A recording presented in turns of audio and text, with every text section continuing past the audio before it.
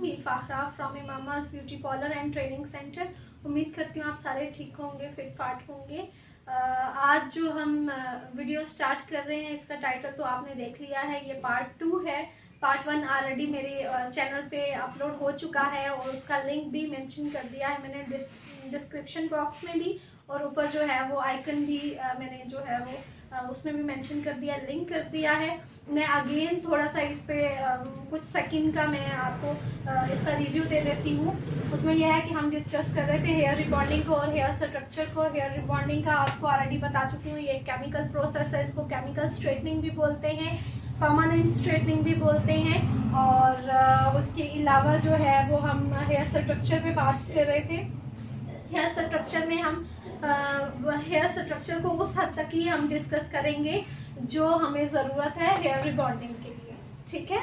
तो इसमें हमने डिस्कस किया था कि हेयर जो स्ट्रक्चर है इसमें इसके 2 पार्ट्स हैं, एक शाफ्ट एरिया और एक रूट एरिया, यानी कि एक विजिबल पार्ट है और एक इनविजिबल पार्ट है। तो हमारा जो कान का मेन एरिया होता है वो शाफ्ट एरिया होता है, जो विजिबल पार्ट होता है बालों का। इनविजिबल पार्ट को हम टच नहीं करते हैं, ना ही हमारा केमिकल प्रोसेस उसको टच करता है, हम सिर्फ और सिर्फ विजिबल पार्ट पे काम करते हैं। तो आज हम जो नेक्स्ट अपनी इस वीडियो में डिस्कशन करने जा रहे हैं वो विजिबल पार्ट पे है, यानी कि शाफ्ट एरिया पे है, ठीक है। तो अभी इसको हम स्टार्ट करते हैं। अगर आप मेरे चैनल पे नए हैं तो मेरे चैनल को सब्सक्राइब कर दीजिएगा, वीडियो को शेयर कर दीजिएगा और लाइक भी कर दीजिएगा अगर आपको लगे कि ये आपके लिए एक न्यू है और इंफॉर्मेटिव वीडियो है। तो अभी देखें, अभी हम डिस्कस करने जा रहे हैं हेयर स्ट्रक्चर को।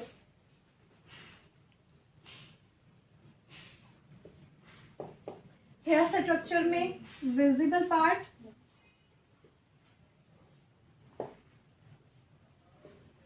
या एरिया, उसके बाद अच्छा ये फर्स्ट हमारा है, सेकंड हमारा जो है वो है इनविजिबल। इनविजिबल पर हम काम नहीं करते हैं, हम सिर्फ और सिर्फ विजिबल पार्ट पे काम करते हैं। तो आज हम विजिबल पार्ट को डिस्कस करेंगे, इनविजिबल पार्ट को डिस्कस नहीं करेंगे। इनविजिबल पार्ट जो हमारा ये स्कैल्प है, ठीक है, ये हमारी स्कैल्प होती है। स्कैल्प से नीचे वाला जो एरिया होता है रूट्स का होता है, इस पे हम काम नहीं करते। हम स्कैल्प पे ऊपर वाला जो बाल का एरिया होता है यानी कि शाफ्ट एरिया, हम इस पे काम करते हैं। तो आज हम इसी को डिस्कस करेंगे। अब देखें कि जो शाफ्ट एरिया हमारा होता है यानी कि विजिबल पार्ट होता है हमारा शाफ्ट एरिया, इसके 3 पार्ट्स होते हैं। फर्स्ट हमारा होता है हेयर रूट्स, सेकंड हमारा होता है मिडल पार्ट, थर्ड हमारा होता है एंड्स। अब ये जो हेयर रूट्स होती हैं, आप समझ रहे होंगे कि हम तो रूट्स पे काम कर ही नहीं रहे हैं, तो शाफ्ट में रूट्स कहाँ से आ गई। तो ये वो वाली रूट्स हैं, जैसे आप कोई भी केमिकल प्रोसेस कर रहे होते हैं ना, तो आप कह रहे होते हैं या बता रहे होते हैं कि भाई रूट्स में ये प्रोडक्ट नहीं लगनी चाहिए, रूट्स के साथ आप रूट्स में आप कंडीशनर अप्लाई नहीं कर सकते, आप रूट्स में ये नहीं कर सकते, वो नहीं कर सकते, फलाना नहीं कर सकते, मतलब केमिकल प्रोसेस की अगर हम बात करें तो वो जो रूट्स की ये वाली रूट्स होती हैं शाफ्ट एरिया वाली, वो ये वाली रूट्स नहीं होती हैं, स्कैल्प के नीचे वाली रूट्स नहीं होती हैं, वो रूट्स होती हैं ये बिल्कुल जो स्कैल्प के साथ का कुछ एरिया होता है, ये वाली रूट्स होती हैं, ठीक है। समझ आ गई आपको कि शाफ्ट एरिया में जो रूट्स का एरिया होता है ये हमारी होगी स्कैल्प। स्कैल्प के बिल्कुल साथ में ये जो बाल होते हैं ये हमारे होते हैं रूट्स, ठीक है। जो कि अगर हम इस पर डिस्कस करें तो ये एक बहुत लंबी डिस्कशन हो जाएगी। तो अभी हम सिर्फ और सिर्फ अपने टॉपिक से नहीं हटेंगे, हम हेयर रिबॉन्डिंग को, हेयर केराटिन को, हेयर स्मूथनिंग को, एक्सटेंसो को, हम इन टॉपिक्स पर डिस्कशन करेंगे, तो हम उस हवाले से देखेंगे। उसके बाद आ जाता है रूट्स के बाद हमारा मिडल पार्ट आ जाता है।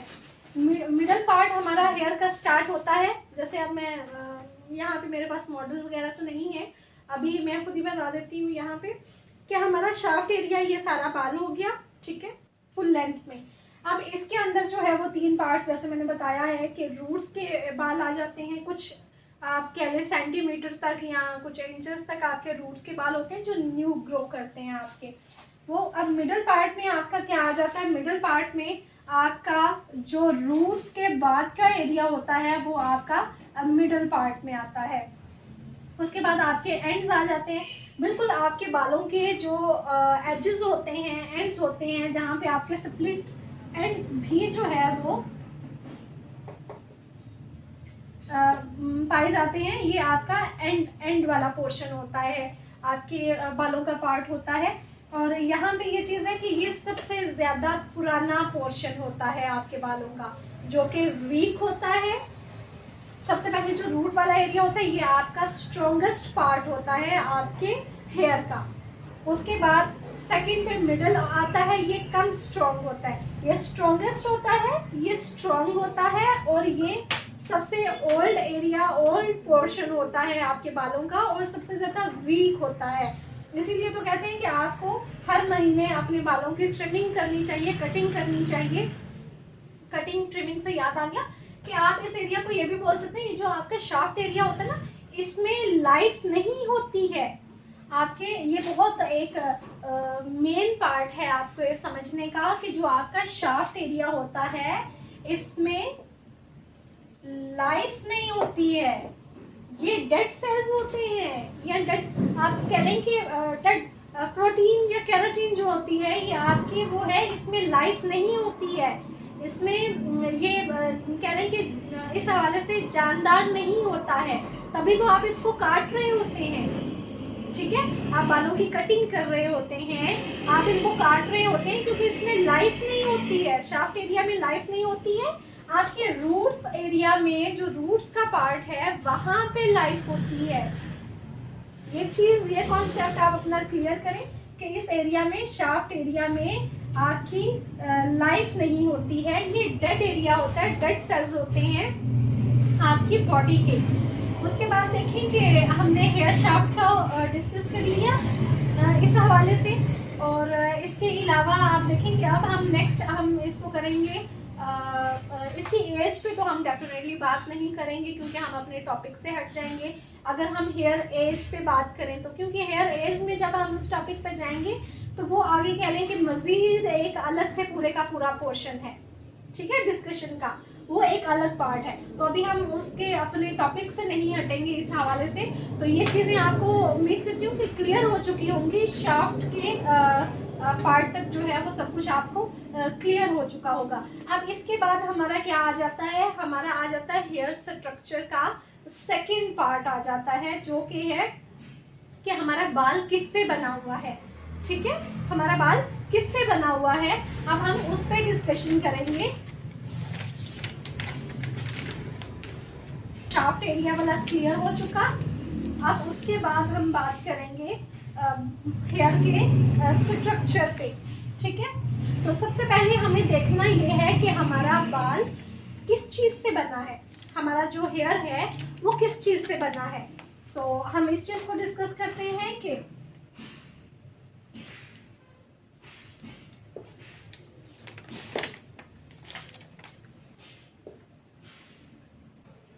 Here is a chain of protein, और वो प्रोटीन क्या है, प्रोटीन है केराटिन। ठीक है, उस प्रोटीन का नाम क्या है, केराटिन है। हमारा जो बाल है वो 80%, हमारे हेयर का जो 80% है वो प्रोटीन है, और ये प्रोटीन्स क्या है, केराटिन्स है। ठीक है, प्रोटीन्स क्या है, ये केराटिन है। उसके बाद आ जाता है हमारा बालों का 15% आ जाता है, मॉइस्चर आ जाता है। हमारे बालों का जो है पार्ट है वो मॉइस्चर होता है।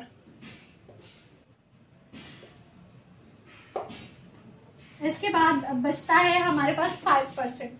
तो 5% क्या है, 5% हमारे पास आ जाता है, 5 में से 4% हमारे पास आ गया मिनरल्स का,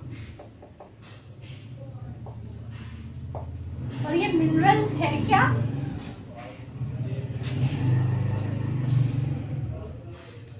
ये आ जाता है कोन्स। ठीक है, हम इसको क्या बोलेंगे, कोन्स बोलेंगे। COHNS हमारे ये जो मिनरल्स होते हैं ये कोन्स होते हैं। इसके मैं आपको एक्सप्लेन कर देती हूँ। C से कार्बन, O से ऑक्सीजन, H से हाइड्रोजन, N से नाइट्रोजन और S से सल्फर आ जाता है। ठीक है, समझ आ गई कि हमारे जो मिनरल्स होते हैं वो कोन्स होते हैं, इनको हम कोन्स बोलते हैं, COHNS। और उसके बाद हमारा आ जाता है 1% जो आ जाता है हमारा, वो आ जाता है हमारा पिगमेंट। ठीक है,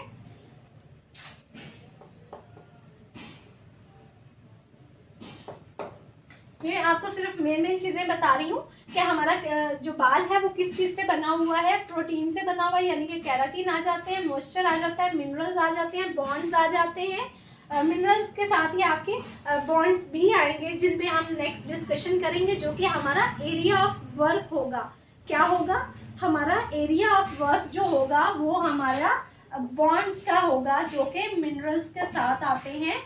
4% इसकी होती है हमारे बालों में, केराटिन और मिनरल्स। मिनरल्स में आ जाता है बॉन्ड्स। बॉन्ड्स जो है वो हमारा एरिया ऑफ डिस्कशन है। अब हमें ये चीज का आइडिया हो गया कि हमारा बाल किस किस चीज से बना हुआ है। अब हम डिस्कशन करेंगे कि बालों की लेयर्स पे। ठीक है, बालों की लेयर पे डिस्कशन करेंगे। होप्स हो कि आपको इन चीजों की समझ आ गई हो। एक चीज और यहाँ पे क्लियर करते चलो कि हम इन चीजों को क्यों डिस्कस कर रहे हैं। जब तक हमें अपने बालों के स्ट्रक्चर का नहीं पता चलेगा, हमें नहीं पता चलेगा कि हम किस चीज पे काम कर रहे हैं, हमारा एरिया ऑफ वर्क क्या है, तो हम उस काम को किस तरीके से अच्छे तरीके से करेंगे। हम उसको जो हमारे जो रिक्वायर्ड डिजायर्ड रिजल्ट्स हैं, हम उनको गेन नहीं कर सकते जब तक हम बालों के स्ट्रक्चर को डिस्कस नहीं करेंगे। हमें पता नहीं चलेगा कि भाई हम किस चीज़ पे काम कर रहे हैं और उस चीज़ पे हम जो मैनिपुलेट कर रहे हैं वो हम क्यों कर रहे हैं, या हम उस पे जो अप्लाई कर रहे हैं, जो हम उसमें पुट कर रहे हैं, वो क्या चीज़ है। तो इसीलिए हम इस पे डिस्कशन कर रहे हैं।